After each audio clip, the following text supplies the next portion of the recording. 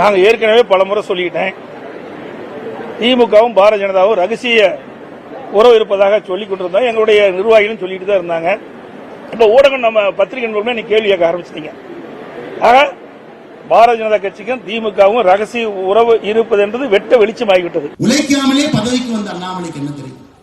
அண்ணாமலைக்கு இருப்பது வாயும் வாக்கும் தான். அவர் மைக்க பார்த்தாவே பொய் பேசுவாரு அப்படின்னு எடப்பாடி அவர்கள் சொல்லி இருக்கிறார்.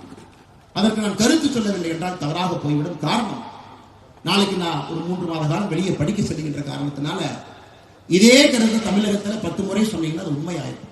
அதனால இந்த கருத்துக்கு பதிலடி கொடுக்க வேண்டிய கட்டாயத்தில் நான் இருக்கேன். அண்ணன் எடப்பாடி பழனிசாமி அவர்கள, உங்க ஊர் சிலுவம்பாளையத்தில் ஒரு மர்டர் நடந்தது. பங்காளிகளுக்குள்ள சண்டையில ஒருவர் கொலை செய்யப்பட்டார். கொலை செய்யப்பட்ட பிறகு அதே சிலுவம்பாளையத்தில் ஒருத்தர் கைது செய்யப்பட்டார். அதன் பிறகு சிறைக்கு போனார். அதன் பிறகு கைது செய்யப்படாத ஒருத்தர் மேற்கு தொடர்ச்சி மலையில் ஒளிந்திருந்தார்.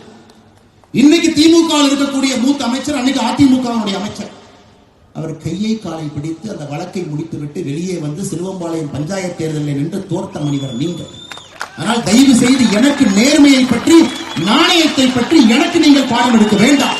அதே கொங்கு பகுதியில் அதே பக்கத்து மாவட்டத்தில் வந்து அருமை பெருமை எல்லாம் எனக்கு தெரியும். கூவத்தூர்ல நடந்தது கட்சியினுடைய பொதுச் செயலரை தேர்ந்தெடுக்கக்கூடிய நிகழ்வா? கூவத்தூர் நடந்தது அலங்கோலம். ஒரு புரட்சி தலைவி நடத்திய ஒரு கட்சி, தமிழகத்தில் திமுகவுக்கு மாற்றாக இருக்க வேண்டும் என்று தமிழக மக்கள் நினைத்த ஒரு கட்சி. கூவத்தூர் நீங்க என்ன அநியாயம் பண்ணீங்க?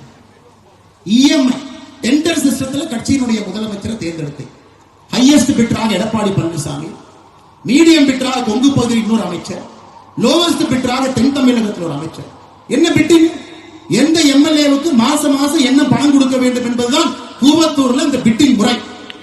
அதன் பிறகு தவழ்ந்து காலில் விழுந்து பதவியை பிடித்த எடப்பாடி பழனிசாமி தன்மானமிக்க ஒரு விவசாயியுடைய மகனை பச்சையின்களே 10 ஆண்டு காலம் கையெழுத்து போட்டு ஒரு பைசா வாங்காத அண்ணாமலை பற்றி சொல்வதற்கு எடப்பாடி பழனிசாமி என்கின்ற தற்கொலைக்கு எந்த விதமான அதிகாரம் கிடையாது.